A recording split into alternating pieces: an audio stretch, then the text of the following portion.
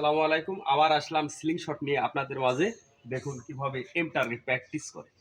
আপনাদের দেখাবো যে এম টার্গেট কিভাবে প্র্যাকটিস করে এবং শিকারে গেলে একটা শিকারও মিস হবে না। দেখুন আপনারা, আর আমার ভিডিও দেখে যদি ভালো লাগে তাহলে আপনারা লাইক, শেয়ার, কমেন্ট করে আমাকে জানাবেন।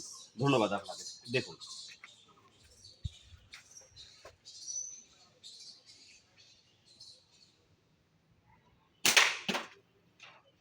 দেখছেন? এই মারছি, মারছি, মারছি। দেখুন আপনাদের দেখাচ্ছি। আপনারা লাইক, শেয়ার, কমেন্ট করে জানাবেন আমার এই ভিডিওটা কেমন লাগছে।